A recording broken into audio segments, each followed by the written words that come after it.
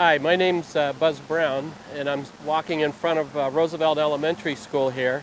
We're in my hometown of Keego Harbor, Michigan, and we're blessed to have an elementary school right in the center of town. Right now, school's in session, so it's not too busy here, but very shortly all the kids will be coming out of school and heading home, except for this spot right here. This is the spot where all the kids come to skateboard, and they come here for two reasons. One is their parents in this kind of economy aren't able to shuffle them all over the place as chauffeurs. And secondly, this is one of the few spots where the police will not kick them out. Now, the good news is we have a public transit bus that in a 45-minute drive will take them to one of the best skate parks in the United States. The bad news is that this is what's called an opt-out community, and we don't have public transportation here.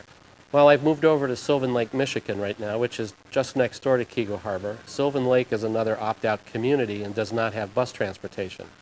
We're standing inside TWC. This is the skateboard shop where all the kids in the area come to find out what's happening. So I thought this would be a perfect place to start our trip. We're going to find out what it takes for a teenager to ride the bus down to the Riley Skateboard Park in Farmington Hills, Michigan. Well, unfortunately, the kids today, to take that bus down to the Riley Skate Park, have to find somebody to drive them 2.5 miles to the closest bus stop, which is in the West Bloomfield Township. West Bloomfield is an opt-in community, and that's where we can find our first bus stop to get on the Shuttle down Orchard Lake Road. Well, we're passing by another community resource here. This is the Orchard Lake Museum, which is part of the Greater West Bloomfield Historical Society. It'd be nice to be able to have a bus stop there as well, but that's also in the city of Orchard Lake Village, and therefore, being an opt-out community, we have no public transportation for that museum. Well, here we are at the bus stop. This is what I call a sign and a pole. There is no shelter here, there's no concrete, but this is our shred shuttle that we're going to take down to the skateboard park. How are you today? Okay, I'm doing okay. Get this side. I'm doing all right. Well, here we are on the Smart Bus. This is Route 385 on Orchard Lake Road. This is our shred shuttle that we're going to take down to the skate park.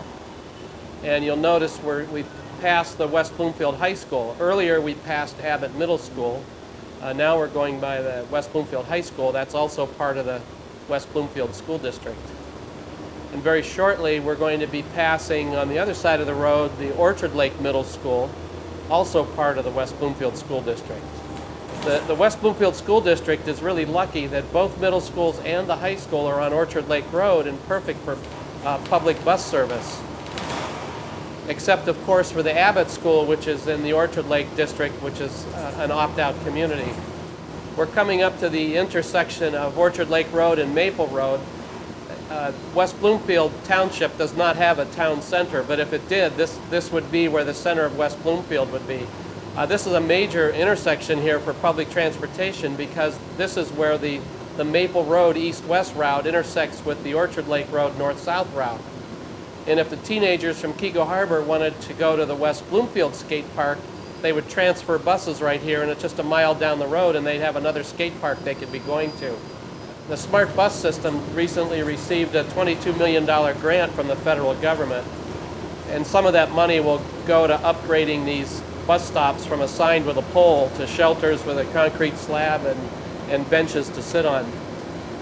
Well, we've entered the campus of Oakland Community College here. As you can see, the bus travels right through the campus.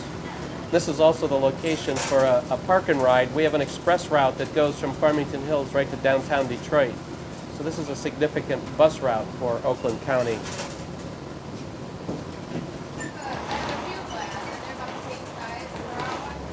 Well, now the Orchard Lake Road bus is taking us through downtown Farmington. This is another opt-in community, so this community has bus service. This is a great little walkable downtown. This would be perfectly accessible by people from Keego Harbor if we had bus service in Keego. Well, here we are at what's called Founders Park in Farmington Hills, Michigan. This is an incredible resource, and I know it's one that the teenagers in Keego Harbor would love to be able to take the bus to. You can see it drops us off right here at the door of 2 ice hockey arenas, and we're going to walk over to the Riley Skate Park. This is one of the best flow bowl skate parks in the United States. And I think you can see when you see what the skateboard park looks like, this would be a great place for the kids in Keego Harbor to come on public transportation if they could get to it. I call this the Shuttle, but I think you realize it's far more important than just that. You know, kids getting to the skateboard park is one example, but think about it. We pass by 3 middle schools, 1 high school, a large post office, 2 museums, and also the express route that takes us down to the city of Detroit, not to mention the community college that we stopped at. So that Orchard Lake Road run is a very important run, has many public resources. When one community decides to opt out of public transit, it's not just about them. There are other public resources in those communities, not to mention all the businesses that we pass by where employees need to get to work or customers need to go for shopping. So I encourage you to support a county-wide solution for our Oakland County Public Transit, and please contact your Oakland County Commissioner and let them know that you support a county-wide solution to solve these ridiculous donut holes in public service, as it was called by Detroit Free Press.